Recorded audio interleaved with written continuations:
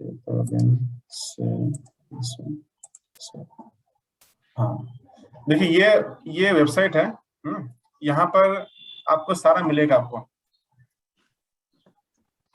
दिख रहा है आपको? Yes, sir.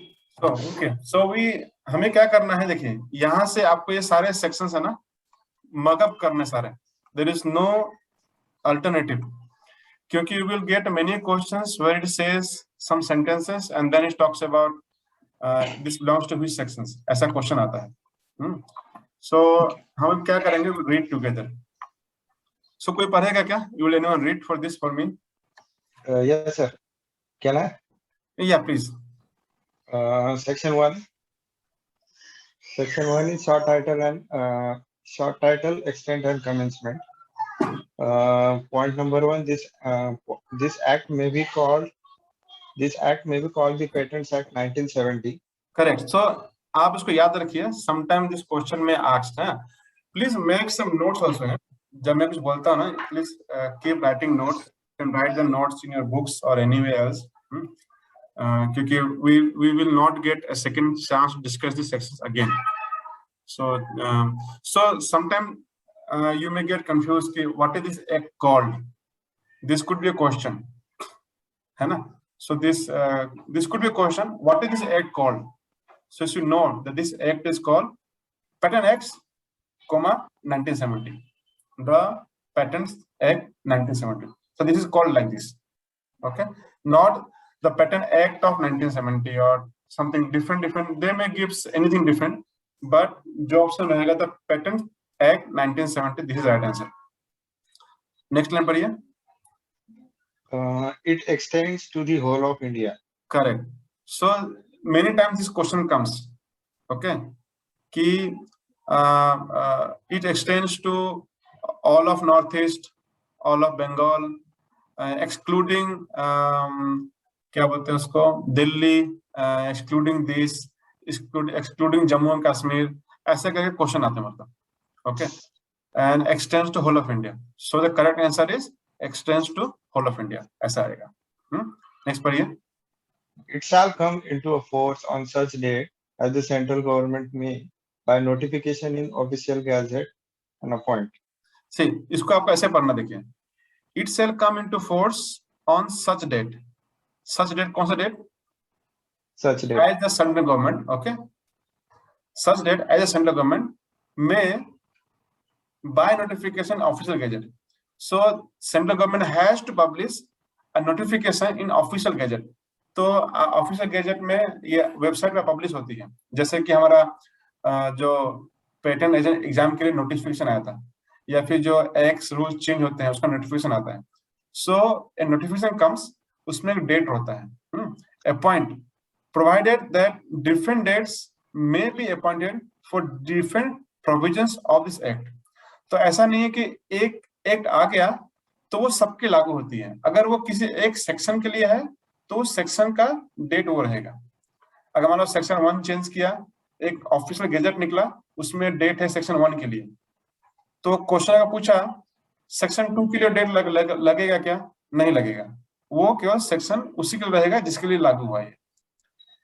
And any reference to such sections provision to commencement of this act shall be constituted as a reference to the coming into force of the provision. In simple language, जिस section के लिए gadget में date डाला गया है वही section वहां लागू रहेगा। अगर ओमिट कर दिया गया तो जिस डेट को ओमिट कर दिया गया उस डेट को वो ओमिट हो जाती है। क्लियर अमोल? Yes, sir. है ना? तो एक बार फिर से पढ़ लीजिए, फिर से पढ़िए एक बार। Yeah, it shall come into a force on such date as the central government may, by notification in the official gazette, appoint. तो जैसे कि आपको ऐसा क्वेश्चन आ सकता है, कोई ऐसा पूछे कि ऐसे कोई रैंडम डेट 1995 में ये सेक्शन रिमूव कर दिया गया था, तो उसके पहले का क्या होगा, मतलब उसके बाद का क्या होगा, इस सेक्शन में क्या होगा, ऐसा कुछ अगर क्वेश्चन आता है या फिर कुछ, तो यू हैव टू राइट। आपको कैसे लिखना पड़ेगा? You have to write according to the patent act 1970 section 1 and section 1 subsection 2 it extends to whole of India. अगर क्वेश्चन रहता है डेट के बारे में then you to write according to the Patent Act 1970 section 1 subsection 3 the date will be as notified in the official gazette and as it refers to a specific sections. ऐसे लिखना पड़ेगा आपको. Okay and अगर ऐसा question आता है मतलब second paper में आता है अगर क्वेश्चन आता है कि इस एक्ट को क्या बोलते हैं, इस एक्ट को सिंपल क्वेश्चन कम्स कि what is this act called. अगर क्वेश्चन आता है what is this act called तो अमोल आप क्या आंसर लिखोगे आप? Patent act 1970. गलत.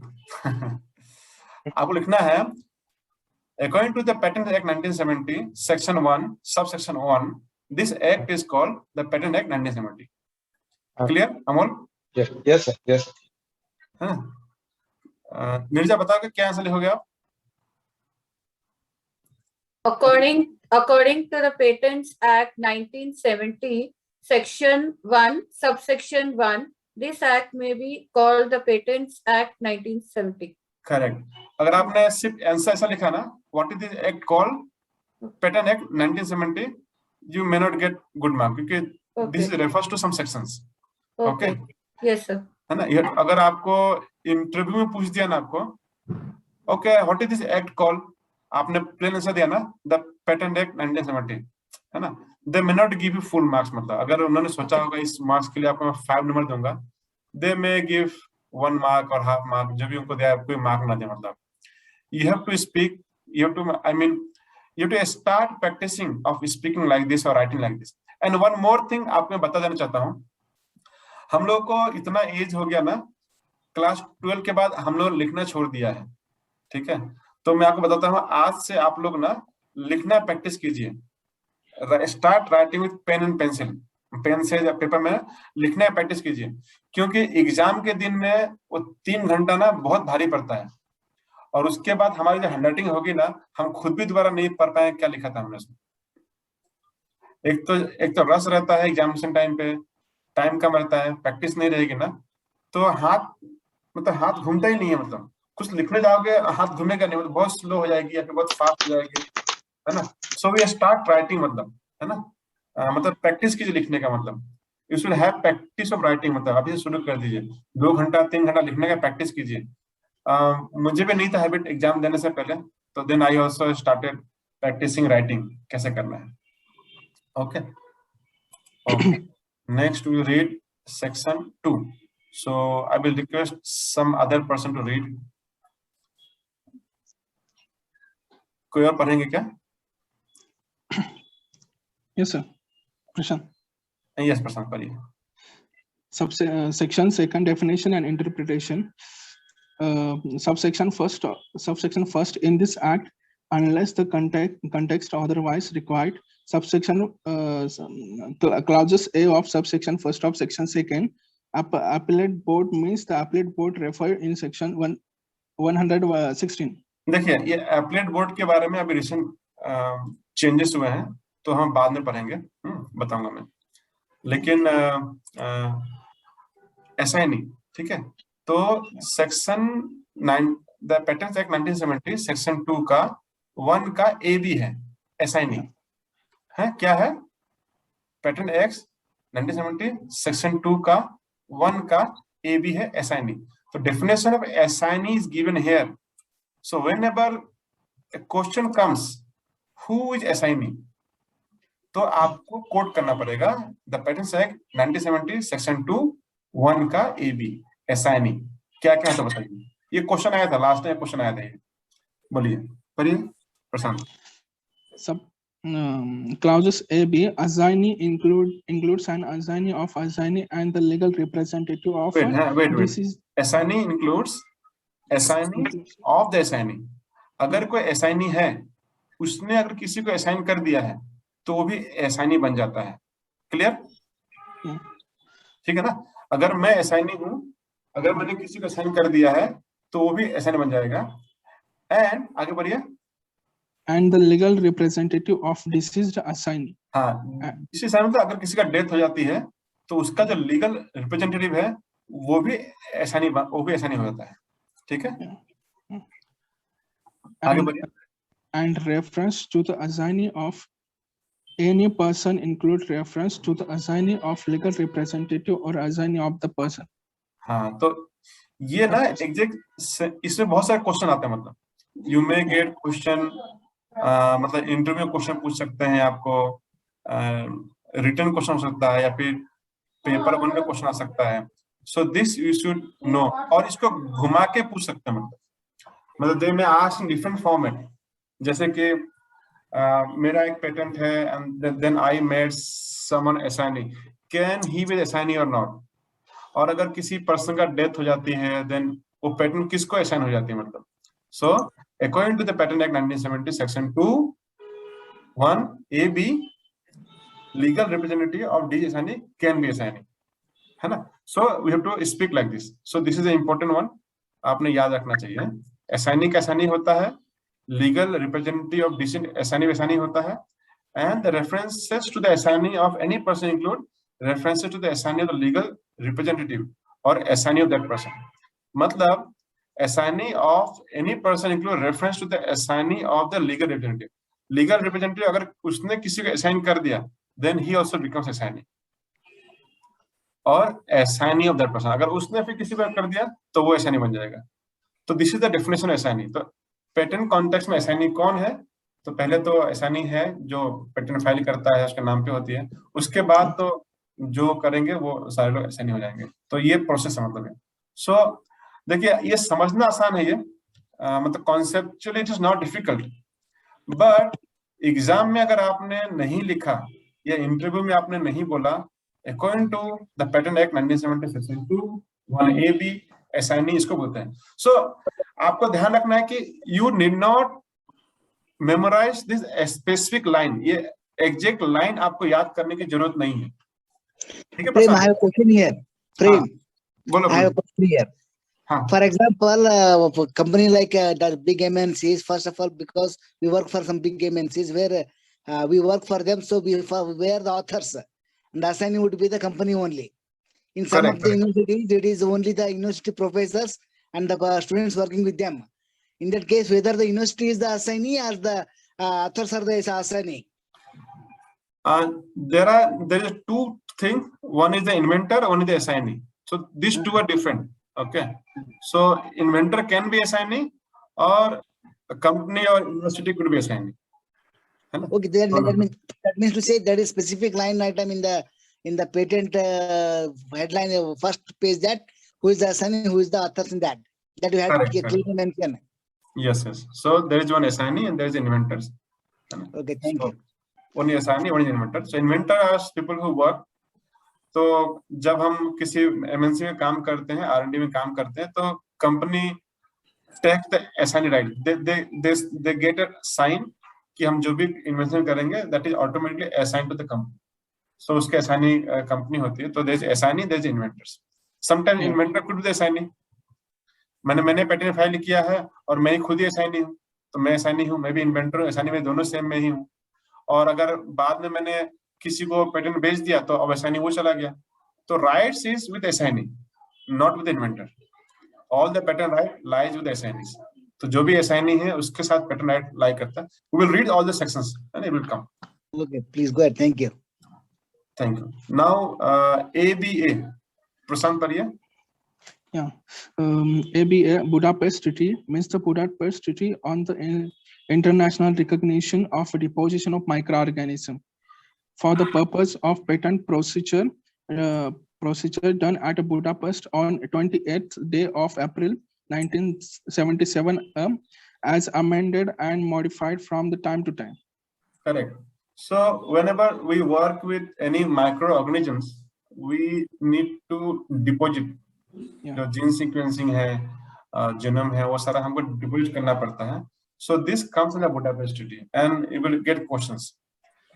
You will get question with regard to date कि बुडापेस्ट ट्रीटी कब हुआ था। तो हमें वो याद रखना है 20th day of April 1977 में वो हुआ था। उसके बाद में क्वेश्चन ऐसा पूछ सकते हैं कि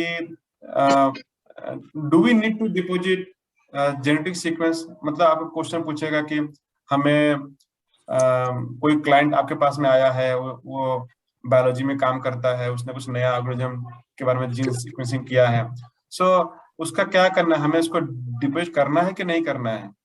तो आप क्या उसको बताओ Prashant, what will tell? Hello hello sir. हाँ, अगर मान लो कि मैं क्लाइंट हूँ और आप पेटेंट एजेंट हो, आपसे मैंने पूछा कि मैंने एक माइक्रो ऑर्गेनिज्म का मेरे पास जीनोम सीक्वेंस है, मैं पेटेंट करना चाहता हूँ, आप मुझे क्या क्या सलाह दोगे? तो आप क्या बताओगे मुझे?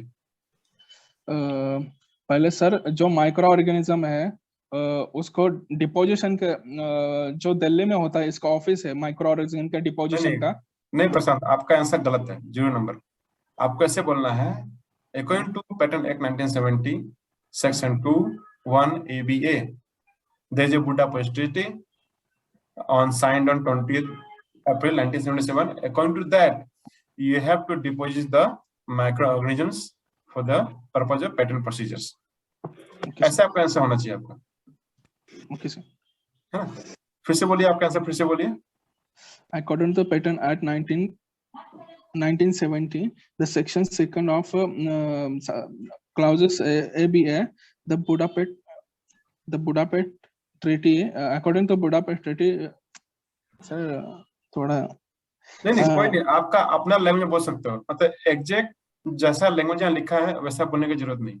As you feel comfortable, as you understand it, you write it, but meaning should be same and the section should be correct. It should be written section, आप ऐसे लिखते हो section 2(1) again ABA, ऐसे लिखते हैं, मतलब section 2(1) again bracket ABA, according to Budapest Treaty हमको जमा करना चाहिए। तो अगर आपने सेक्शन मेंशन किया है तब जाके आपका आंसर करेक्ट होगा। अगर आप ऐसा सेक्शन मेंशन नहीं करते हो, आपका आंसर रॉन्ग होगा।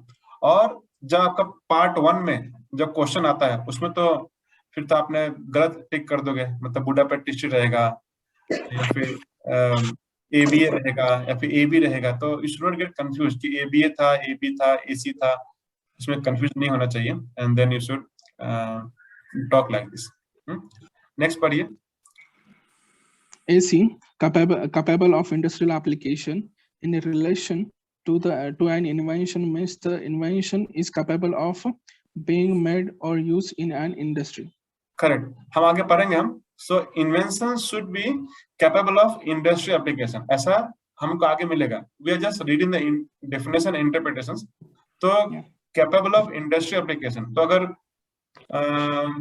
इसको पूछूं मैं, सूरज, can you unmute yourself? Yes, sir. अगर मैं आपसे पूछूं कि what do you mean by capable of industrial application, आप क्या कहोगे?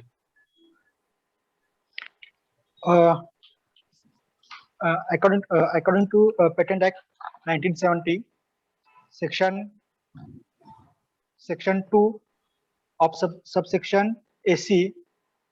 Section 2(1) AC है, section 2 का 1 का AC. Section 2(1) AC. Yes, sir. Capable of industrial applications means that the invention is capable of being made or used in industry, है ना? So in industries. This line you can say any way as you feel comfortable, depending on your understanding. But mentioning of this section is important. Section 2(1) AC is so according to section Patent Act 1970, section 2(1) AC, capable industrial application means it should be it should be able to be made in industry or used in industry. Being made or used in industry. मतलब और लिखा है, इसमें and नहीं लिखा है, ये ध्यान रखना है। बीइंग मतलब ऐसा नहीं लिखा है कि being made and used in industry, ऐसा नहीं लिखा हुआ है। लिखा है बीइंग मेड इन इंडस्ट्री और यूज्ड इन इंडस्ट्री, मतलब कि बने, ऐसा जरूरी नहीं कि वो समय मैं अपने घर में बना सकता हूँ, लेकिन उसका एप्लीकेशन इंडस्ट्री होना चाहिए, ठीक है? और इंडस्ट्री में बन सकता है, अपने घर में इस्तेमाल कर सकता हूँ, ये होना चाहिए। मतलब ऐसा नहीं कि इंडस्ट्री में ही बने और इंडस्ट्री में ही इस्तेमाल हो, ऐसा ना। So you may get some question where it may replace. Yeah. It means useful to society in broader language.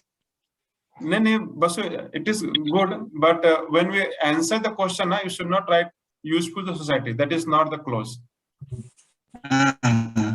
If you write now capable of industry application mean it is useful to society, तो आपको number नहीं मिलेगा मतलब.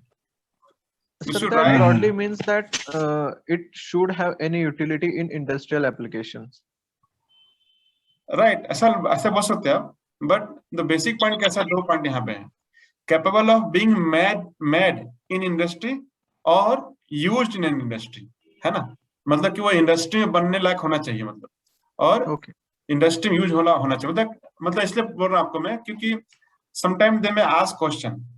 Capable of industrial application means invention capable of being made and used in industry. Being made or used in industry. Which is the correct answer? Here, Prem, they make a question here. Industry means it's a large scale. When it comes to the house, you are mentioning small, very small scale. Is such kind of question can be asked there? नहीं, वो industry का definition नहीं है. Okay. So this is the section 2(1) AC is not the definition of industry. They are not defining industry. Utility of the patent. Utility of the patent in the industry, where it can be made or whether it can be used in the industry. हाँ, देखो मैं क्या बोला हमने, आपने 2 sentence बोला है. एक बोला है capable of being made and used in an industry. अगर and लिखा है तो सही है क्या वो? No, or it should be or. हाँ. So these are some minor points you have to remember, है ना? ठीक है. This kind of small things comes in paper 1. मतलब जहाँ में multiple choice question रहते हैं, वहाँ पे आता है invention is capable of being made and used in industry या or used in industry, ऐसा करके आता है. तो and है कि और है, you should be careful मतलब, है ना? Throughout these sections कहीं पर भी ऐसा रहता है and है और है and और है, ये दोनों चीजें बहुत ध्यान में रखना है ताकि कंफ्यूजन ना हो मतलब. Okay. Controller. Yeah. Being controller means the Controller General of Patent, Design and Trademark referred to in section 73. हाँ, तो अगर आपको पूछा कि who is controller, तो आपको नहीं बोलना कि he should have passed patent agent, ये MSc होना चाहिए, BSc होना चाहिए, ऐसा कुछ सेंटेंस नहीं बोलना मतलब, है ना. As defined in section 73, the personal controller is as defined in section 73. हम 73 पढ़ेंगे, you will get to know more, but you should mention this section 73, है ना. So you should mention section 73, तो वो controller है मतलब है. और you can say section 2(1) का B में controller के बारे में बताया गया है, who is controller? So as section 73. Okay. Next, again read again. Convention application. C. Convention application means the application for a patent made by virtue of section 135. Correct. तो 135 हम पढ़ेंगे व्हाट इज कन्वेंशन एप्लीकेशन, है ना. जो हम convention countries का जो हमारा एक्ट है, हम जा सकते हैं, फाइल कर सकते हैं within 12 months. Those you read, but convention application is as per section 135. सो ये क्वेश्चन इसमें आता है, मतलब कि आपको मल्टीपल चॉइस में आता है. Convention application is given in section 35, 36, 37 ऐसा. So you have to tick 135. That is the right answer. So sir, hello. Hello. Am I audible? Yes, Preeti.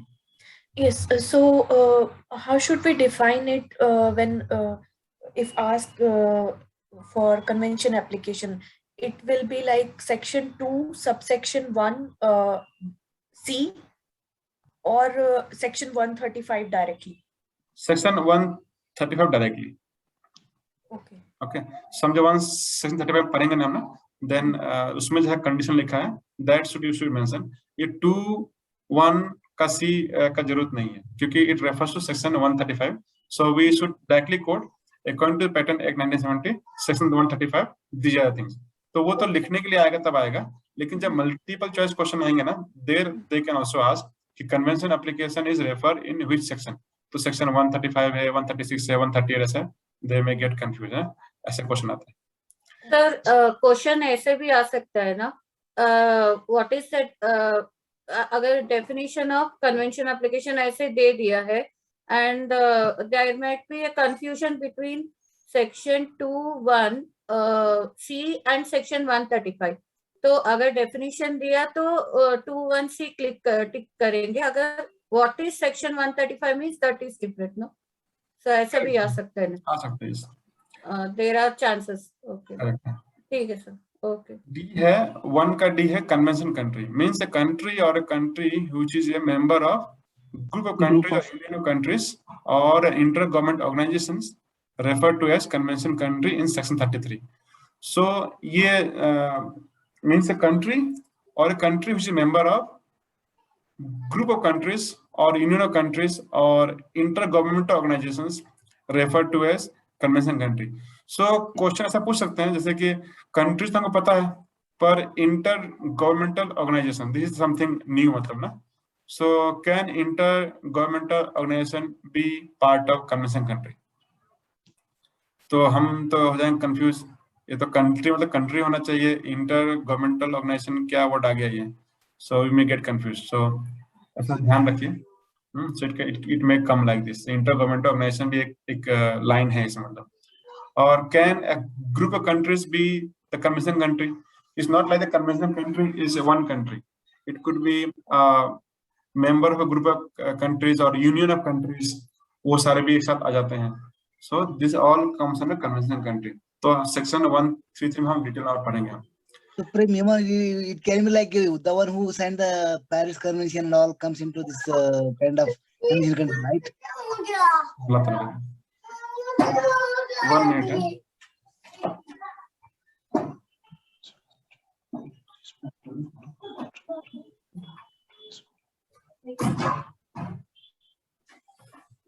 Okay. District court. The countries who signed Paris Convention all comes into convention country. If I'm correct. Okay. You hold question Basu है ना? Yeah. Till we read 133 है, हम पढ़ेंगे. Okay. मतलब I don't want to divert it क्योंकि इससे बहुत time चला जाएगा. Will not finish it up. District court is पता रहेगा. Code of Civil Procedures 1908, 5 1908. So this may come as a question, as a multiple choice question. Exclusive license. कोई पढ़ेगा क्या? What is exclusive license? Yes, sir. Exclusive license means a license from a patentee which confers on the licensee or on the licensee and the person authorized by him to the exclusions of all the other persons, including the patentee, are any right in respect of a patented invention and exclusive licensee shall be constitute accordingly. तो what is the meaning of exclusive license? अगर मैंने किसी को exclusive license दे दिया तो उसका मतलब क्या होता है? तो according to section 2(1)(f) ऐसे बोलना है. Licensee of a patentee which confer on the licensee means a license from a patentee which confers on the licensee. क्या देता है, किसको देता है? On licensee और and नहीं अभी है, और on the licensee and the person authorized by him. मतलब कि अगर मैं लाइसेंसी हूं और मैंने किसी को ऑथराइज कर दिया है, उसको भी राइट मिल जाते हैं. मतलब मैं एक पेटेंटी हूं, okay, and I confer this exclusive licence to a person, and if this licensee person, अगर मान लीजिए कि मैं लाइसेंसी हूं, मैं पेटेंटी हूं, मैंने प्रशांत को मैंने एक एक्सक्लूसिव लाइसेंस दे दिया मैंने, तो प्रशांत अगर किसी को ऑथराइज कर देता है तो उसके पास भी ये एक्सक्लूसिव लाइसेंस का राइट मिल जाती है. And what is that right? The right is to exclude all other persons including me, means patentee को भी एक्सक्लूड कर देता है वो. Any right in respect to the patented invention, means patented invention में कोई राइट नहीं रह जाता है. पेटेंटेड इन्वेंशन में राइट क्या होती है? मतलब बनाना, you can manufacture, you can buy, you can sell, you can import, है ना, you can जो भी राइट है पेटेंटी का वो मैं भी खो देता हूँ. ऐसा नहीं कि मैंने प्रशांत को जब एक्सक्लूसिव लाइसेंस दे दिया तो वो तो बिजनेस कर ही रहा है, साथ में मैं भी अपना बिजनेस करूँ, नहीं. अब then I lose my rights when I give exclusive licence. मतलब अगर एक, यस, सर मतलब एक कोई एक पेटेंट ही है जिसने अपने इन्वेंशन का मतलब जिसने किसी को लाइसेंस दिया है नहीं for see, example. not license, exclusive license है। ओके ओके, एक्सक्लूसिव लाइसेंस दिया है, तो उस लाइसेंस का आप बोल रहे कि उस पेटेंटी का राइट उस पर से मतलब नहीं रहेगा उसके बाद, नहीं रहेगा, करेक्ट। तो वो पेटेंट जो भी इन्वेंशन है वो यूज करने का जो भी अथॉरिटी होगा वो उस पेटेंटी और वो जो लाइसेंस होल्डर है उन दोनों के लिए ही होगा, या it will be open for the public domain? नहीं नहीं नहीं नहीं, जिसको एक्सक्लूसिव लाइसेंस दे दिया है उसको ही राइट रहेगा, ओके सर, ओके। है ना, जिसको दे दिया है उसको ना। तो इसमें जो इम्पोर्टेंट बात क्या है कि एक्सक्लूसिव लाइसेंस है and exclusion of all other person including the patentee himself, उसको भी एक्सक्लूड कर देता है ये। एंड सेकेंड पॉइंट क्या है, licensee and the person authorise by him, मतलब इफ पर्सन इज ऑथराइज, मतलब कि आपने लाइसेंस लिया पर आपने लाइसेंस जो है प्रीति को दे दिया आपने, तो प्रीति भी इस राइट को एग्जीक्यूट कर सकती है, मतलब and the exclusive licence shall be constitute agreement. Okay, so this question comes many times, exclusive licence का क्वेश्चन आता है, and therefore company doesn't want to give exclusive licence to someone. या आपने कभी देखा ना, we are the exclusive licence holder. जैसे मान लो कि कोई बड़ी कंपनी है, ओके, वो कुछ सामान बनाती है और आपने जो है पुणे में या फिर कहीं पर भी ना उसका एक्सक्लूसिव लाइसेंस लेकर के आप सामान बना रहे हो, लेकिन आपकी छोटी कंपनी है तो आप तो उतना नहीं बना पाओगे। तो अगर मान लो कि रिलायंस है, रिलायंस जो है वो कुछ बनाएगी तो वो सामान को 10 रुपए में बेच सकती है, पर अगर आप बनाते हो तो आपको सामान 50 के नीचे बेचोगे तो आपको घाटा हो जाएगा आपको। तो अभी आप भी सामान बना रहे हो, आप एक्सक्लूसिव लाइसेंस ही हो और रिलायंस सामान बना रहा है, तो फिर तो आप तो डूब जाओगे ना, क्योंकि वो तो 10 रुपए बेचेगा, आप बोलोगे 50 रुपए। तो इसलिए राइट क्या करता है, रिलायंस कंपनी को भी बनाने से रोक देगा। मतलब आपने एक्सक्लूसिव लाइसेंस ले लिया, यानी पुणे में इंडिया में अगर आपने ऑल ओवर इंडिया का एक्सक्लूसिव लाइसेंस लिया है तो ऑल ओवर इंडिया केवल आप बना सकते हो, पेटेंट है रिलायंस का, पर रिलायंस भी उस सामान बना नहीं सकता। आप बना के 50 में बेचो, 1000 में बेचो, आप डिसाइड करोगे, वो रिलायंस कंपनी से कुछ अंदाजा नहीं कर सकती, है ना। Okay sir. सर बट एक और क्वेश्चन, फॉर एग्जांपल इस केस में अगर रिलायंस किसी को एक्सक्लूसिव अटेंड मतलब देता है लाइसेंस, वो कंपनी बना सकती है लेकिन रिलायंस नहीं बना सकता, लेकिन उसके बाद एक बार एक्सक्लूसिव लाइसेंस देने के बाद रिलायंस मतलब कोई कार्यवाही ऐसी कर सकती है कि like taking the licence back वगैरह, ऐसा कुछ कर सकता है, या वो भी राइट नहीं रहता जब उनके पास? एक्सक्लूसिव लाइसेंस जब साइन होगा ना तो there are terms and condition जो साइन होते हैं, मतलब, ओके है ना। ओके। तो then that terms and condition becomes the important, है ना। तो कितने दिन के लिए देगा, मतलब हो सकता है आपको 2 साल के लिए दे, 3 साल के लिए दे, है ना, या फिर लाइफ टाइम दे। तो वो डिपेंड करेगा आपका कैसा टर्म्स एंड कंडीशन कैसा रहेगा, है ना। ओके। एक होता है, ये देखो, एक है एक्सक्लूसिव लाइसेंस देना और दूसरा है कि ट्रांसफर ऑफ पेटेंट, मतलब आपके नाम पे ट्रांसफर कर दिया अभी, ठीक है ना। सो ये जो ट्रांसफर टू यू कंप्लीटली वो अलग होती है, तो ट्रांसफर कर दिया तो कर दिया आपने, पेटेंट ले लिया तो ले लिया आपने उससे, वो आपके राइट हो गया सब कुछ। Now you become the assignee, now you are the assignee of the assignee, उस असाइनी ने आपको असाइन कर दिया है। So that is section 2(1) AB, assignee, assignee. उसने एक्सक्लूसिव लाइसेंस दिया है आपको कुछ महीने के लिए, कुछ हफ्ते के लिए, कुछ साल के लिए दिया आपको, दैट इज डिफरेंट, ठीक है, क्लियर ना। Okay sir, clear. सर एक 5 मिनट ब्रेक चाहिए, ओनली फॉर 5 मिनट। केवल आपके लिए नहीं जाना, सबके हाँ लिए। सिर्फ मेरे लिए, सिर्फ मेरे ओके ओके, ठीक, याद okay. करो। Go ahead. We will take break. Maybe at 1 o'clock we will have break. Then the Patent Act Section 2(1)H, government undertaking. तो बहुत जगह पे आएगा this government undertaking will come. So government undertaking में क्या क्या चीजें आती है that we should know, because many times this question comes, और ये कुछ ना कुछ इसमें थोड़ा हेरफेर करके क्वेश्चन पूछते हैं and you will gate confused, क्या क्या क्या जब गवर्नमेंट अंडरटेकिंग बोलते थे क्या क्या है। सो हमें एग्जैक्टली लाइन टू लाइन याद नहीं रखना है, पर the content should be correct. तो गवर्नमेंट डिपार्टमेंट हो सकता है, और है यहाँ पे, एंड नहीं है। A corporation established by central provision or state act which is owned and controlled by the government। ठीक है, अगर कोई कॉर्पोरेशन है जो कि सेंट्रल प्रोविंशियल स्टेट एक्ट, मतलब सेंट्रल एक्ट से बना है, प्रोविंशियल एक्ट से बना है या स्टेट एक्ट से बना है, लेकिन which is controlled and owned by government, अगर वो गवर्नमेंट कंट्रोल नहीं करती है, भले ही वो स्टेट एक्ट से बना है लेकिन गवर्नमेंट कंट्रोल नहीं करती है, that does not come under government undertaking definition by a government company as defined in section 617, वो ठीक है, by an institution wholly or substantially financed by government, अगर कोई इंस्टीट्यूशन है थोड़ा सा भी गवर्नमेंट का उसमें फाइनेंशियल जाता है, उसमें कोई इंस्टीट्यूशन, मतलब कि that institution is not established by state act, central act or provincial act, but it is being financed by the government, so that also comes under government undertaking। so this government undertaking का बाद में बहुत बार आएगी, what is the role of government, क्या क्या role आती है, so we'll read।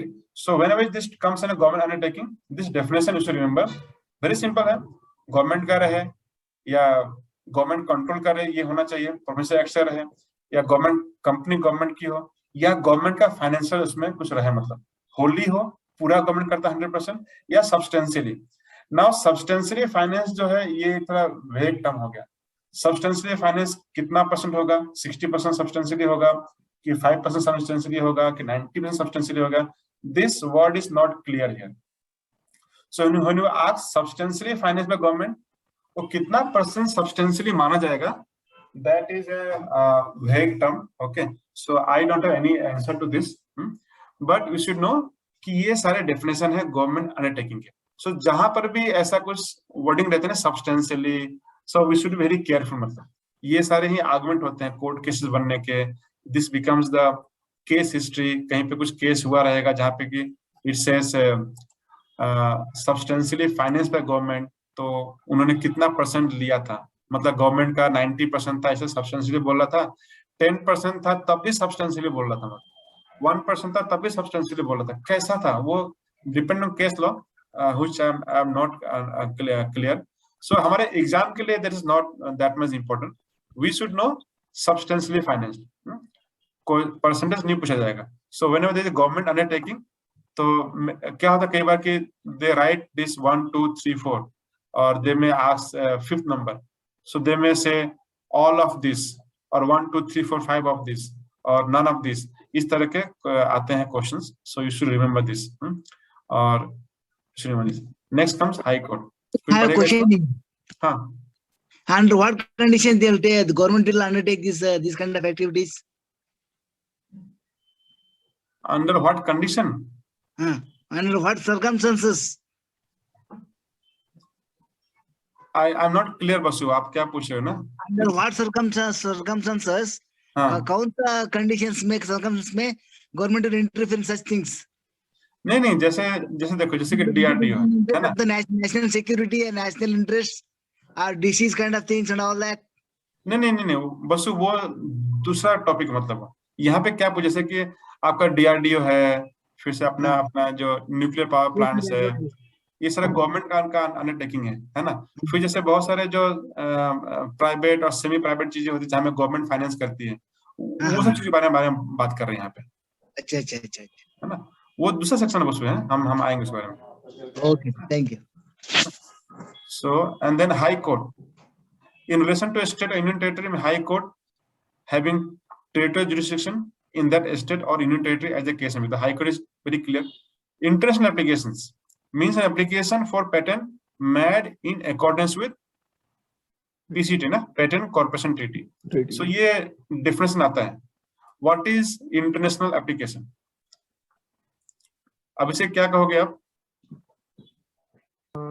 Sir, like for example किसी पेटेंटी को अगर फॉर एग्जाम्पल इंडियन कोई इन्वेंटर है, उसको अपना पेटेंट वर्ल्ड वाइड पब्लिश करना है, तो वो पीसीटी के थ्रू कई मल्टीपल कंट्रीज में इंटरनेशनल एप्लीकेशन करके वो मल्टीपल कंट्रीज में वो फाइल कर सकता है।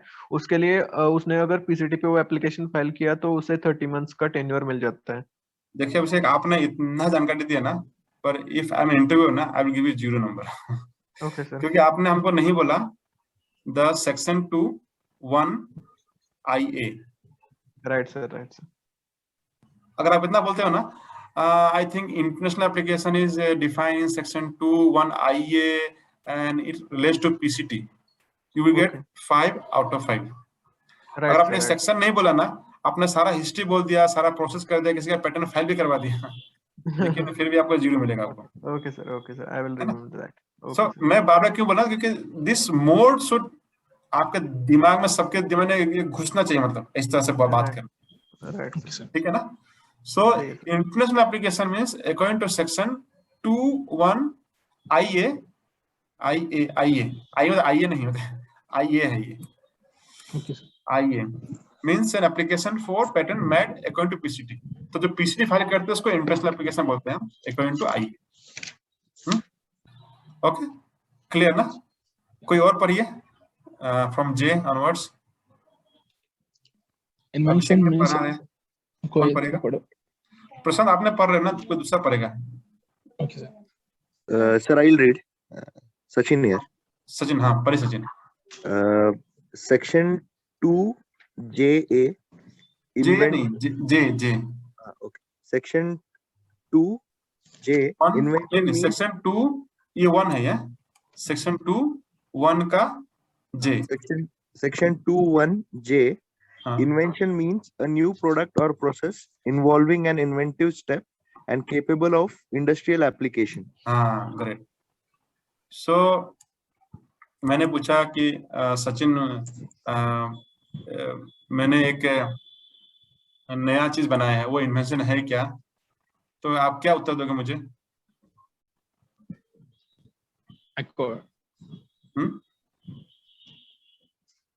Hello hello. हाँ सचिन, मैंने आपसे पूछा कि मैंने एक नया रिसर्च किया है, वो इन्वेंशन है कि नहीं है, कैसे पता करना? तो क्या कहोगे आप? सर, इसमें इन्वेंटिव स्टेप इन्वॉल्व है या नहीं? गलत, आप फिर भूल जा रहे हो ना। आप कौन आंसर देगा सही आंसर इसका? According to Patent Act 1970, Section 2J, the invention Section 2(1)J. Section 2(1)J, invention means the new product or process involving inventive step and capable of industrial application. Okay, what is capable of industrial application, Abhishek? According to Patent Act 1970, Section 2(1)J, the 1AC होगा ना, ये है। Sorry, 1AC, capable of industrial application is relation to an invention means the invention is capable of being made used in industry. हाँ, made और used in industry है ना? हाँ, right. ठीक है, करेक्ट। देखा, तो हमको ना सर ट्यून करना पड़ेगा, therefore ना this training is required, है ना? Right sir, right. क्योंकि आपका ना दिमाग ना ट्यून होना पड़ेगा, ऐसा सोचने के लिए, ऐसा बोलने के लिए, ऐसा लिखने के लिए। जी जी। अगर आप ऐसा सोचोगे नहीं, ऐसा बोलोगे नहीं, लिखोगे नहीं, तो नंबर नहीं मिला। मतलब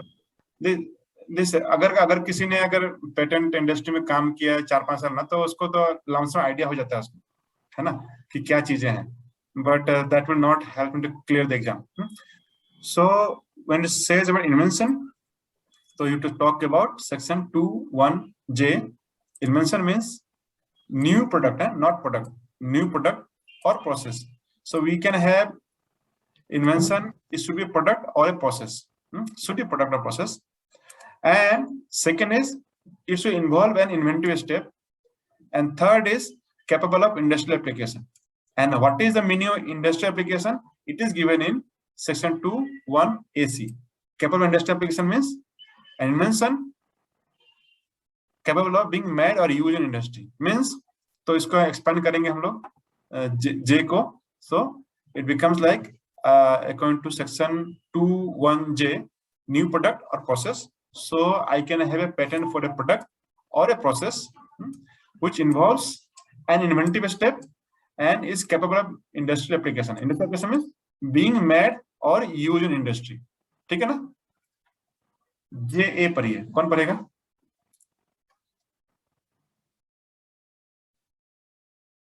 We have 40 people ना, वॉलंटियर है ना पढ़ने के लिए।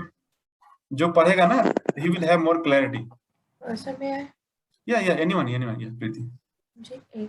Inventive step means a feature of an invention that involves technical advance as compared to the existing knowledge, or having economic significance, or both, and that makes the invention not obvious to a person skilled in the art. Correct, very good. So inventive step क्या क्या होता है? क्यों देखो यहाँ पे inventive step आया है, यहाँ पे देखो ये इन्वेंटिव स्टेप आया है, इन्वेंशन इन्वेंटिव स्टेप आया है। तो इन्वेंटिव स्टेप का डेफिनेशन जे ए में है, और कैपेबल ऑफ इंडस्ट्रियल एप्लीकेशन का वो 1AC में है। तो ऐसे क्या ना, AC मतलब कैपेबल, ऐसे कुछ करके याद करना पड़ेगा आपको। AC मतलब capable of industrial application.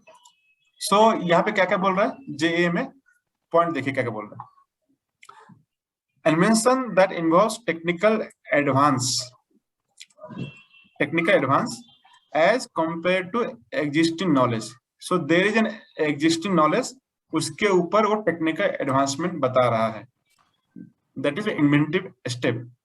Invention means new, completely new है वो, new process और new है ना। और उसमें involving an inventive step मतलब आपको बताना पड़ेगा कि existing knowledge क्या क्या है। आपका इन्वेंशन में there is an inventive step, ये दिखाने के लिए you must show what is existing knowledge and as compared to this knowledge what is technical advance. ಅದು ಸ್ವಲ್ಪ ಬೋಳಕ್ಕೆ ಆಯ್ತು ಇವನ್ ಫುಲ್ ತುಂಬಿಸಿಂದ ಹೋಗ್ಬಿಡ, ओके फुल ತುಂಬಿಸಿಂದ ಹೋಗ್ಬಿಡ, है ना। जिस नॉलेज, और यहाँ पे एंड नहीं, यहाँ पे और है, having economic significance, okay, compared to existing knowledge और हैविंग इकोनॉमिक सिग्निफिकेंस। मतलब ऐसा हो सकता है कि आपका टेक्निकली एडवांस ना हो, एग्जिस्टिंग नॉलेज में आपका टेक्निकली एडवांस ना हो, but if you are able to show economic significance है तो that also becomes inventive step. मतलब आपने दिखाया कि इस प्रोसेस जो है वो 100% एफिशिएंट है, और इसको बनाने के लिए पहला जो एग्जिस्टिंग प्रोसेस था उसको बनाने में 100 रुपए खर्च होते थे, इसको बनाने में 1 रुपए खर्च होता है। तो इकोनॉमिक सिग्निफिकेंस दिखाते हो, प्रॉफिट ज्यादा होता है, ऐसा दिखा सकते हैं आप। सो that is also become inventive step. और बोथ, दोनों हो सकता है, मतलब एंड नहीं, यहाँ पे एग्जिस्टिंग हो सकता है, सिग्निफिकेंस हो सकता है, और यू कैन सी बोथ, है ना। सो ये सब कुछ चीजें हैं जो कि हमको पेपर 1 में आती हैं और कंफ्यूज करती है। मतलब एंड लगा देगा यहाँ पे, यहाँ एंड लगा देगा, compare to existing knowledge and having significance and ऐसा लगा देगा। तो इट इज नॉट एंड, मतलब कि आपको ऐसा नहीं दिखाना है कि इकोनॉमिक सिग्निफिकेंस भी है इसका, एडवांस भी है, ऐसा नहीं दिखाना। यू कैन शो कि ये टेक्निकल एडवांस है, दिखा सकते हो, and then it becomes inventive step. Or you can say not much technical advance but it is made in such a way that it is very economically significant हो सकता है। And दूसरा point क्या होना चाहिए, the invention not obvious to person skilled in the art. ये बहुत बड़ा मतलब ग्रे जोन हो जाती है। Invention not obvious to a person skilled in the art, वो ऑब्वियस नहीं होना चाहिए person skilled in the art. So this becomes very grey area, and person skilled in the art is a imaginary person. So like they assume कि एक अच्छा बंदा है, उसको बहुत सारे केमिस्ट्री आती है, बहुत सारे फिजिक्स आती है, और ही इज वेरी नॉलेजेबल, बहुत साइंटिफिक है, वो ऐसा सोच सकता नहीं सोचता। सो this becomes a question of argument. लोग आर्गुमेंट करते हैं, कैसे फाइट करते हैं पेटेंट ऑफिस में, दिखाने की ऑब्वियस नहीं था, and you try to show कि ऑब्वियस था, ऑब्वियस नहीं था। So it becomes a grey line. But these are definitions, इसका क्वेश्चन बहुत आते हैं। इंडस्ट्रियल एप्लीकेशन क्या होती है, what is invention, inventive step क्या होता है, this all question comes. Part 1 में भी आती है, पार्ट 2 में भी आती है। You may be asked in the interview also कि ये क्या होता है। टेक्निकल एडवांस होना चाहिए, compared to existing knowledge, having economic significance, और होना चाहिए या बोथ हो सकता है, एंड इट्स नॉट ऑब्वियस। तो 3 चीजें याद करनी है हमको कि इन्वेंटिव स्टेप मतलब क्या है, कि feature of invention, feature of an invention, एक इन्वेंशन का ऐसा फीचर जो कि टेक्निकल एडवांसमेंट बताता है over existing knowledge, that means you have to say कि existing क्या थी. Existing process में A B C D 4 steps था, पर हमने अभी A B C D के बजाय हम A B में ही काम खत्म होता है, हमारा 2 स्टेप में काम खत्म होता है. That is a technical advance है. आप कहते हो नहीं हम A B C तो करता है पर D नहीं करते हैं, डायरेक्टली E करते हैं और उसके वजह से हमको इकोनॉमिक सिग्निफिकेंस हो रही है, तो ये हमारा इन्वेंटिव स्टेप है. ये यू कैन से बोथ, और यू कैन से कि हमारा A B C D करते हैं पर there technical advancement, there economic thing both भी है. So you can show and again you to show that is not obvious to person skill in art. So that is how we should define and understand this. तो many question comes, तो आपको पढ़ना है, पूरा mug up करना है, पूरा याद करना है according to section 2(1)(j)(a). Inventive step क्या है, लीगल रिप्रेजेंटेटिव. आगे बढ़िए. Any question on this inventive step? No sir. Okay. Legal representative means a person who in law represents the estate of a deceased person. हाँ, it is always referred to a deceased person. जैसे कि अगर मैं जिंदा हूँ तो मेरा legal representative बनने का नहीं होता, मतलब समझे आपने ना. So only with regard to person who is not alive, है ना, उसके लिए लीगल रिप्रेजेंटेटिव वर्ड यूज करते हैं. मतलब हम ऐसा नहीं सोचना चाहिए कि मैं तो अभी जिंदा हूँ और एक पेटेंट एजेंट मेरे बिहेव में जा रहा है तो उसको लीगल रिप्रेजेंटेटिव कहेंगे क्या? उसको नहीं, उसको नहीं बोलेंगे उसको, है ना. We give him power of attorney, है ना, उसको हम पावर अटॉर्नी देते हैं, he acts. But according to definition 2K, legal representative means a person who is in law represents the estate of a deceased person, है ना. So ये ध्यान रखना चाहिए. So they may twist this and ask in many way.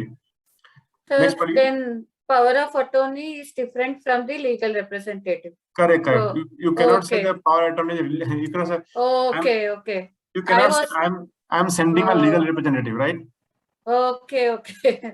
I understood now. This point I was confused from long time. I was thinking in the other way around. Yeah. हाँ. नहीं, हम देखते हैं ना, फिल्म बोलते हैं मेरा वकील आ रहा है, हम सोचते हैं वकील तो लीगल है तो वो लीगल रिप्रेजेंटेटिव हो गया मेरा भी, तो बोलते हैं I am sending my legal representative, है ना, इन द कोर्ट. ऐसा नहीं बोल सकते आप. लीगल रिप्रेजेंटेटिव मतलब वो deceased person. Okay. New invention. हाँ, पढ़िए Preeti. New invention. New invention means any invention or technology which has not been anticipated by publication in any document or used in the country or elsewhere in the world before the date of filing of patent application with complete specification. That is, the subject matter has not fallen in public domain or that it doesn't form part of the state of the art. Correct. So this we know. हम pattern में काम करते हैं बहुत दिनों से, तो हमको ही पता है, पर as a definition where it comes patent act 1970 section 2(1)(l). तो आप बार ना you try to read like this, तो आप ऐसा रीड करोगे तो इट बिकम्स ऑब्वियस, आपको याद रहेगा आपको, otherwise you will forget it. So you know it should not be anticipated by publications in any document.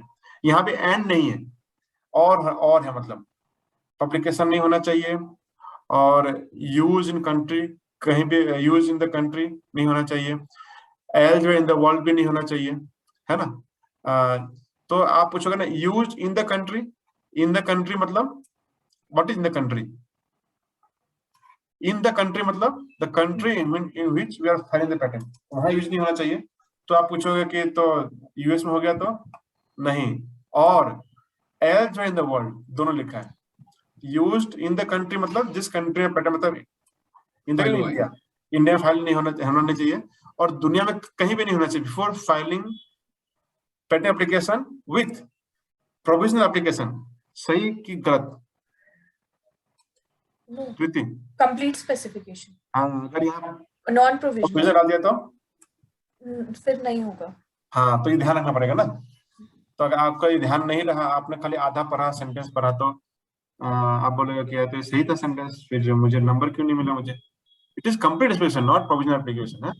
सो दे में मतलब आपको गूगली दे सकते हैं, दे में सारा सेंटेंस सही लग रहा, मतलब कुछ गलत नहीं है. कंप्लीट की जगह पे उसने डाल दिया प्रोविजनल एप्लीकेशन स्पेसिफिकेशन, और आपने कर दिया ट्रू, मतलब देन आप सोचोगे कि ये क्या हो गया. Subject matter has not fall in public domain or that it does not form part of the rest of the art. है ना। तो अभी मैं क्वेश्चन पूछता हूँ प्रीति, मैं एक इन्वेंटर हूँ और मैंने पूछा कि मैंने एक इन्वेंशन किया है, वो नया है कि नहीं है, कैसे पता करूं? तो आप क्या मुझे बताओगे, क्या सलाह दोगे मुझे आप? According to section 2L. नहीं, 2(1)L है वो, है? 2(1)L. Okay, 2(1)L. A new invention should not be published in the country where we are filing the application or elsewhere in the world before the date of the filing of patent application with complete specification, and the subject matter has not fallen in public domain, or that it doesn't form part of the state of the art. Correct correct, good. So आपको ऐसा बोलना पड़ेगा, क्योंकि देखो ये जो sentence है ना, ये आप उल्टा पुल्टा बोल सकते हो, मतलब आगे का पीछे, पीछे का आगे, सेंटेंस डजंट मैटर मतलब, बट द सेक्शन 2(1)L ये सही होना चाहिए। और उसके बाद में आपने कुछ सेंटेंस इधर उधर हो गया तो फर्क नहीं पड़ता मतलब, है। पर अगर आपने ये नहीं बोला, नहीं लिखा और अपना सारा इतिहास लिख दिया तो भी आपको नंबर नहीं देने वाला आपको। ऐसा बहुत लोगों के साथ होता है, वो एग्जाम देने के बाद सोचते हैं कि मैं तो बहुत अच्छा लिख कर आया हूँ, स्पेशली पेपर 2 मतलब, जिसमें कि 50 मार्क्स का रहता है आपका डिस्क्रिप्टिव क्वेश्चन, 50 मार्क्स का रहता है आपका पेटेंट ड्राफ्टिंग। तो जो फर्स्ट 50 मार्क्स का रहता है इसमें डिस्क्रिप्शन वाला, उसमें वो लोग सब लिख के आते हैं, पर उनको आउट ऑफ 50 कुछ भी नंबर मिलता नहीं मतलब, क्योंकि वो दे फेल टू मेंशन। और उसका क्या होता है, यहाँ पर टाइम का प्रेशर रहता है, हम बहुत बड़े बड़े सेंटेंसेस और बहुत ज्यादा लिख नहीं सकते हम लोग। तो अगर आपने section 2(1)L according to this section new invention, ये होता है कि पब्लिकेशन नहीं होना चाहिए, should not be used in India or any other country before the filing of complete specification. इतना लिख दिया आपने लैंग्वेज में, you may write differently, I may write differently, it is done. लेकिन अगर आपने जो लिखा नहीं, सेक्शन 2(1)L नहीं लिखा और आपने पूरा स्टेटमेंट एज इट इज लिख भी दिया आपने, तो भी पता नहीं आपको नंबर देंगे कि नहीं देगा, I am doubt. So you should mention this. This is applicable in all the law exams, आपको पता रहेगा, आपके जो लॉ स्टूडेंट आपको पता रहेगा आपको। अगर आपने सेक्शन कोट नहीं किया तो आपको नंबर ज्यादा नहीं देता आपको। तो इस तरह से LA is opposition board, means opposition board constituted under section subsection 3 of section 25। हम पढ़ेंगे सेक्शन 25 सेक्शन 3 में क्या क्या है, तो पढ़ेंगे हम। तो ऑपोजिशन बोर्ड जो है सेक्शन 25 में आता है। Patent means any invention granted under this act. Okay, under this act जो भी पेटेंट ग्रांट होगा वही पेटेंट है। तो अगर मैं कहूँ कि patent means a patent, patent for any invention published under this act, तो सही है क्या, ट्रू फॉल्स? False. क्यों? It is granted. It should be granted. Correct correct. तो ये invention publish under this act नहीं होगा, इन्वेंशन पब्लिश में it is not a patent, it should be granted. So ऐसा होना चाहिए, है ना। सो मैंने क्वेश्चन पूछा आपसे कि आई एम एन इन्वेंटर और मेरा जो पब्लिकेशन, जो एप्लीकेशन था पब्लिश हो गया है। So can you suggest me, can I call this as a patent? No, sir. ऐसे तो नहीं बोला sir, no sir. According to Patent Act 1970. 1970, section 2(1)M, patent means a patent for an invention granted under this नहीं, act. आपको ऐसा नहीं बोला, आपको बोलना है कि देखो प्रेम, अकॉर्डिंग टू सेक्शन 2(1)M आपका पेटेंट ग्रांटेड नहीं है, इसलिए वो पेटेंट नहीं कहलाएगा आपका। Okay. Yeah. तो you can tell in any मतलब अपना सिंपल लैंग्वेज बोल सकते हो, है ना। But section number सही रहना है, बताते सही हो। रहना, हाँ। हाँ, okay. ठीक है। पेटेंट एजेंट बहुत इंपॉर्टेंट है। Who is patent agent? Means a person for a time being registered under this act as a patent. According to section 2(1)N। और मैं पढ़ रहा था। हाँ, नहीं ये प्रैक्टिस करना आपको ना, 2(1)N है ना। Patent agent means a person registered under the patent this act as a patent agent, है ना। So that is in patent। patented article क्या है? patent article in patent process means respecting an article or process in respect to which patent is in force। ठीक है। So इसमें question आता है कि अगर मैंने एक पेटेंट फाइल किया है और वो पेटेंट एक्सपायर कर गया है, अब मैं अपने जो प्रोडक्ट है उस पर लिख सकता हूँ क्या, पेटेंटेड करके लिख सकता हूँ क्या? No. नहीं sir, To section 2 No, 1. sir. they are आपका not answer still active now. आपका आंसर गलत है, आपको बोलना है patented article, yes, according to section 210, because your patent is not in force, your article is not patented. Clear ना? Yes. है ना, ऐसे बोलना है 210, because my patent is not in force, my article is not patented. ठीक है ना? Okay, तो मैं अगर Sir, आपसे आर्टिकल, हाँ बोलिए। सर ये यहाँ पे डिफरेंस क्या है सर? आर्टिकल प्रोसेस मींस पता है, तो process involve in that, article means article product product, okay, any product any process ना। Product and process, okay. हाँ, तो अगर मान लीजिए कि अगर मेरा पेटेंट फोर्स में नहीं है, मैं बोलूँ पेटेंटेड आर्टिकल है ना, तो वो लीगली सही है गलत है? वो गलत है। क्यों गलत है? सेक्शन बोला नहीं, सेक्शन 210, हाँ, मेरा पेटेंट फोर्स में नहीं है ना, according to section 210, because my patent not in force, this is not a patent article, है ना, है ना, this is not a patent process, you can not say like this, है ना, ठीक है। तो लेकिन patent is in force, force यानी मींस इन यूज बोल सकते हो क्या आप इसको? नहीं, पेटेंट इन फोर्स मतलब, अच्छा, पेटेंट इन फोर्स मतलब क्या होता है? पेटेंट का एक लाइफ टाइम होता है ना, मतलब कि ग्रांटेड पेटेंट होना चाहिए, पेटेंट मींस ग्रांटेड, है ना, when you see patent according to section 210M it has to be granted, तभी इसको पेटेंट बोलेंगे।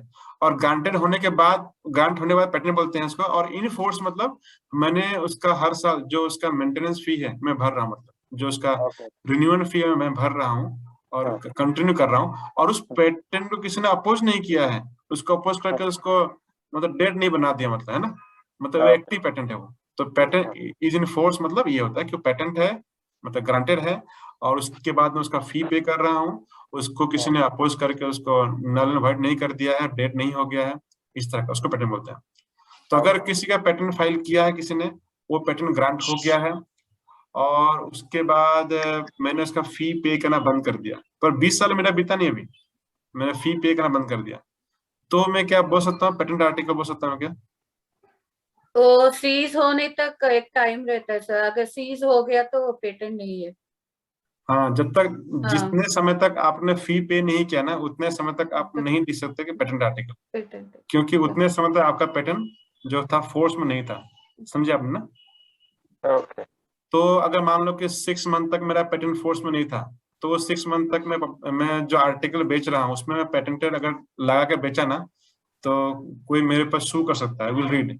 अगर कोई ऐसा करता है तो उसके अगेंस्ट क्या कानूनी कार्रवाई होती है, कितना फाइन होता है, कितना जेल होता है, दैट हम पढ़ेंगे आगे हम। मैं हर एक सेक्शन में, इसलिए मैं ज्यादा डीप डिस्कशन कर रहा हूँ ताकि आपको याद रहेगी, ध्यान रहेगा।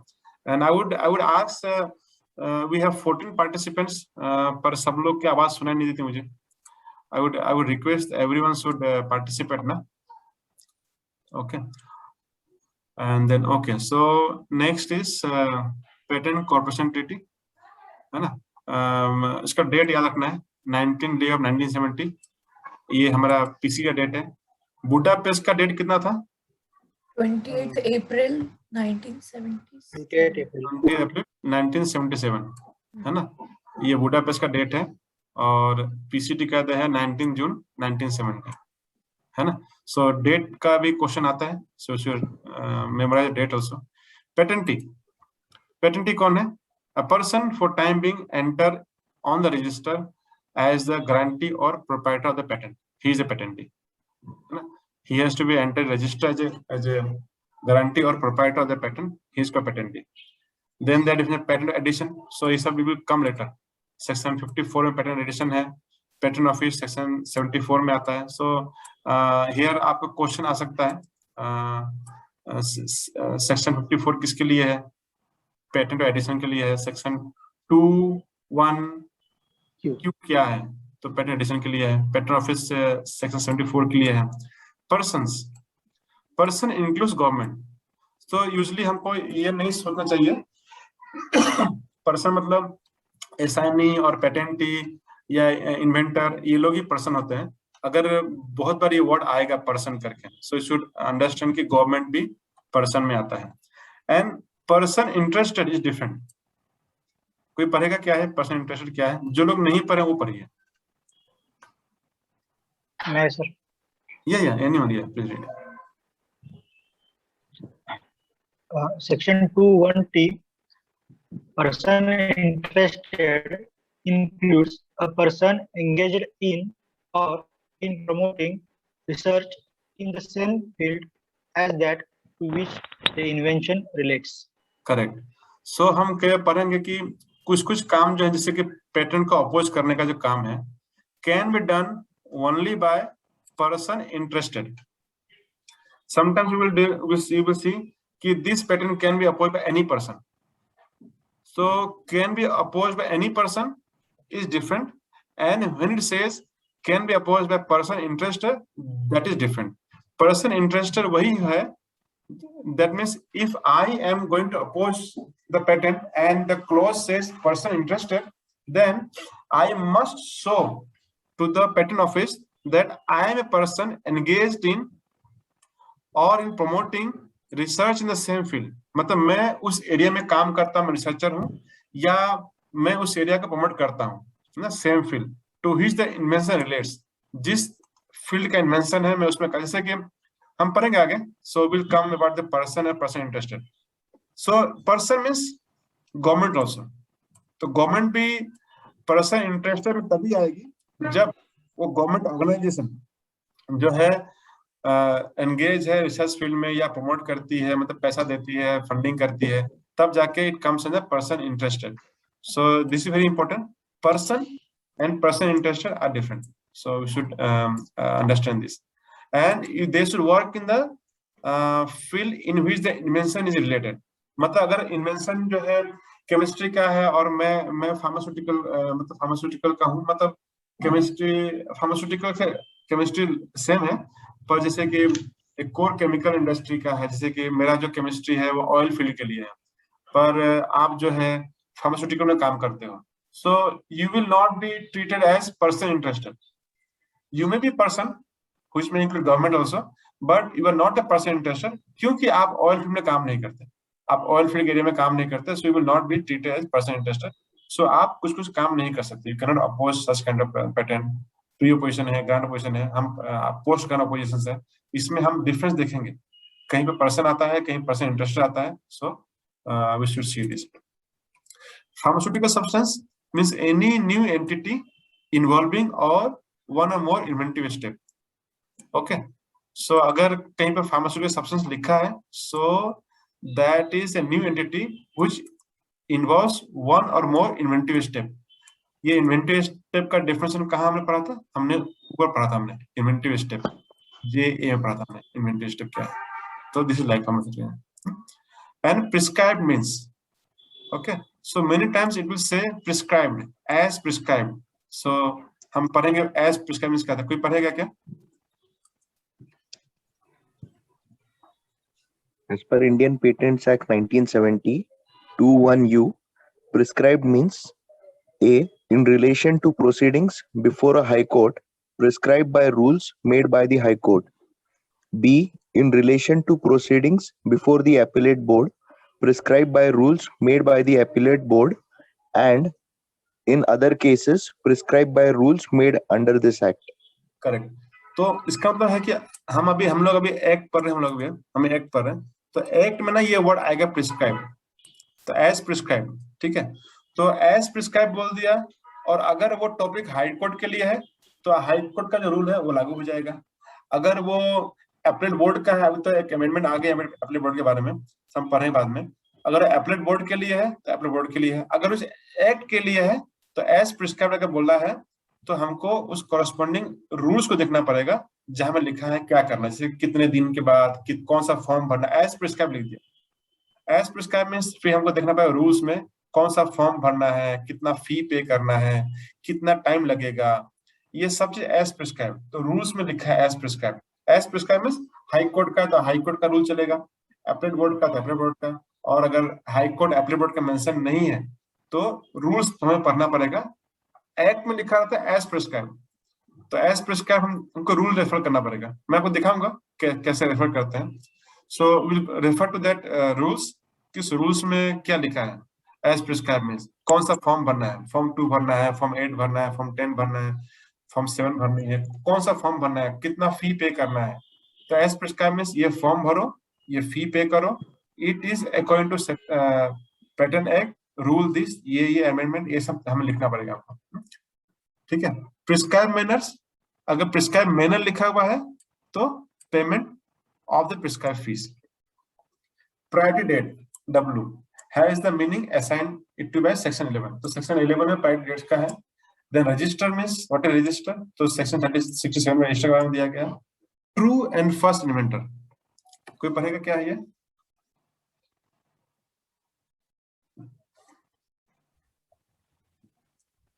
True and first inventor doesn't include either the first importer of an invention into India or a person to whom an invention is first communicated from outside India. इसका मतलब क्या है प्रीति, बताओ जरा। According to section 2(1)(y), मतलब अगर inventor अगर मैं doesn't include, इंपोर्ट किया, करेक्ट, अगर मैंने इंपोर्ट किया ना कोई सामान मैंने, तो I am not the true and first inventor, है ना। और a person to whom the invention is first communicated from outside India, अगर आउटसाइड के इंडिया से किसी ने अगर मुझे कम्युनिकेट किया उस इन्वेंशन के बारे में, तो भी मैं ट्रू एंड फर्स्ट इन्वेंटर नहीं हूं, मतलब। ठीक है, समझे ना आपने? That means importer and exporter. communication in the means orally or by written, सिर्फ communication करने से वो true and first inventor नहीं होता है ना सर? और import करने से इंडिया में। हाँ, जैसे मान लो कि कोई प्रोडक्ट है, वो इंडिया में उसका पेटेंट नहीं है उसका, ठीक है, तो इंडिया में वो मतलब फ्री है, मतलब इंडिया में पेटेंट नहीं है तो इंडिया में फ्री तो है ही है। तो आपने कोई सामान इंपोर्ट कर लिया, इंडिया में मंगा लिया आपने, और उसके बाद जो है आपने बोला कि इंडिया में मैं पहले लेकर आया था इसलिए मेरे पास राइट होना चाहिए, मैं ही बना के बेच सकता हूँ, है ना। आप ऐसा क्लेम नहीं कर सकते आप। मतलब मान लो कि मैंने कोई प्रोडक्ट है जिसका यूएस में बहुत मार्केट चलता है, और यूएस वालों ने सोचा कि इंडिया में पेटेंट फाइल नहीं करना है फॉर एनी रीजन, और इंडिया में पेटेंट फाइल नहीं किया उन्होंने, तो मैं यूएस से सामान मंगाया इंडिया में, उसका रिवर्स इंजीनियरिंग करके पता लगा ली क्या करते हैं, और मैंने चेक कर लिया उसमें पेटेंट नहीं है, और मैं लगा बना के बेचने के लिए इंडिया में, और मैं बोला कि फर्स्ट इंपोर्टर, मैंने फर्स्ट इंपोर्ट किया था, आप ऐसे कर रहे हो। और उधर प्रेरित ने क्या किया कि वो उसका पेटेंट फाइल कर दिया,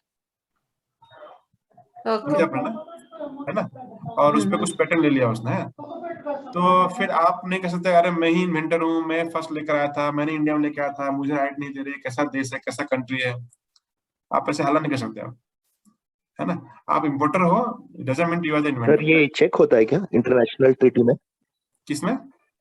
इंटरनेशनल जो ट्रीटीज होती है, अगर वो इंडिया में रजिस्टर्ड नहीं करा होगा उसको इंडियन पेटेंट्स में, हाँ। तो ये जो इंटरनेशनल ट्रीटीज होते हैं बुडापेस्ट का, है ना, तो उसमें मतलब ये क्रॉस चेक किया जाएगा क्या वहां पर, वेरीफाई होकर देन इंडिया में वो लीगलाइज, मतलब जो क्लेम कर रहा है कि मैं फर्स्ट इंपोर्टर हूँ, तो ideally I should get the rights. Importer does not have any right over the invention. Sir ऐसा कोई राइट नहीं होता क्या, राइट ऑफ प्रायर यूज करके? राइट ऑफ प्रायर यूज, अच्छा, वो एक आता है कम लेटर, मतलब कि कुछ ऐसा हो जाता है कि आप पहले से मतलब बना रहे थे आप, है ना, पर आपने पेटेंट फाइल नहीं किया था, पर उसी एरिया में किसी ने पेटेंट फाइल कर दिया किसी ने, तो आपको कैसे प्रोटेक्शन दिया जाए, हम पढ़े इस बारे में, दैट इज डिफरेंट। यहाँ पे क्या कर रहा है, ट्रू एंड फर्स्ट इन्वेंटर, तो अगर किसी ने इंपोर्ट किया ना, ही इज नॉट द इन्वेंटर, या किसी ने फोन करके बता दिया मुझे सबसे पहले कि अरे पता ये प्रोसेस ऐसा है, ऐसे बनाते हैं, तुम बना लो अपने कंट्री में, तो इसका मतलब नहीं है कि मैं इन्वेंटर बन गया, मतलब, है ना। True and first inventor is a person who is actually invented the things, जो साइंटिस्ट जिसने दिमाग लगाया, जिसने काम किया, जिसने, है ना, हु इज इन्वेंटर, ठीक है ना। इंपोर्टर और जैसे किसी को फोन करके बता दिया किसी को, तो वो भी इन्वेंटर नहीं बन जाता। Person to whom the invention is first communicated from outside India. मतलब कि अगर मेरा दोस्त काम करता है बाहर में, उसने मुझे फोन करके बता दिया, व्हाट्सएप मैसेज भेज दिया पूरा प्रोसेस का, और उसके बाद मैंने यहाँ इंडिया बनाना चालू कर दिया, लेकिन मैंने तो काम नहीं किया, मैंने रिसर्च नहीं किया, मेरा आइडिया नहीं था, मेरा चीज नहीं है, तो I am not the inventor, है ना। Inventor is that person who did it first, he has not file in India, so ऐसा होता है। So he is not to first inventor. तो इसमें क्वेश्चन आता है कि मैंने इंपोर्ट किया था, मुझे किसी ने मैसेज भेज दिया था, मैं ईमेल आ गया था, then can I be inventor और नॉट। मतलब कि मुझे किसी ने भेज दिया, व्हाट्सएप भेज दिया, ईमेल भेज दिया, सारा प्रोसेस का चिट्ठी भेज दिया हमको, और मैं लगा बनाने के लिए, तो क्या मुझे इन्वेंटर कहा जाएगा क्या? मुझे नो, मुझे इन्वेंटर नहीं कहा जाएगा according to section 2(1)(y). I am not inventor, क्योंकि मैं रिसर्चर नहीं, मैंने काम नहीं किया, मुझे मेरा आइडिया नहीं था मेरा, ठीक है, आई एम नॉट इन्वेंटर। सर अगर वो इन्वेंटर सपोज यूएस में है, उसी ने इन्वेंशन किया यूएस में, और वो उसका प्रोडक्ट इंडिया में लेके आया, तो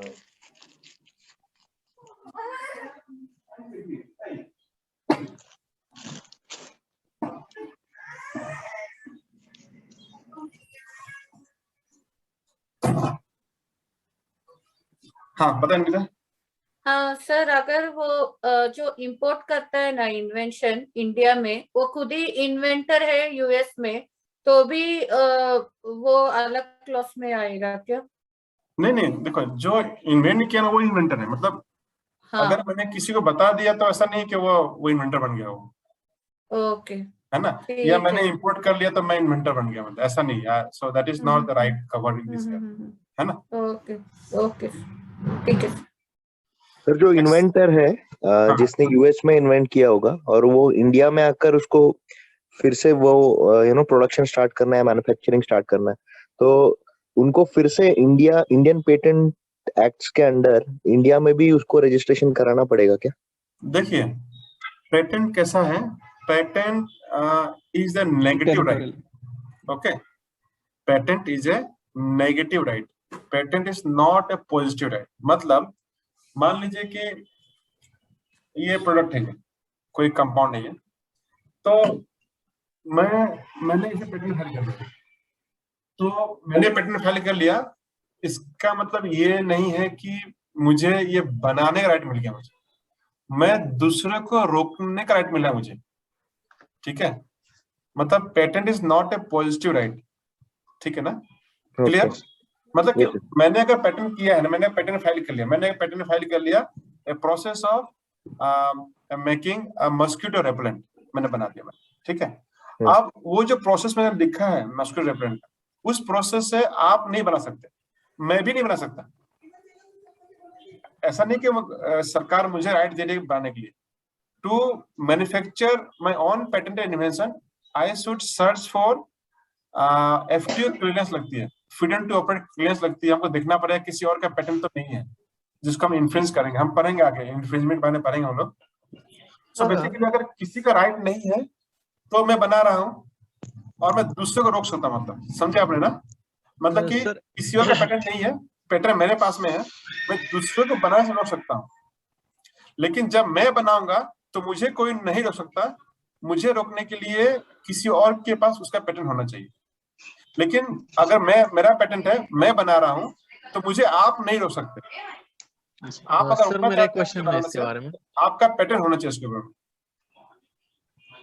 हेलो सर।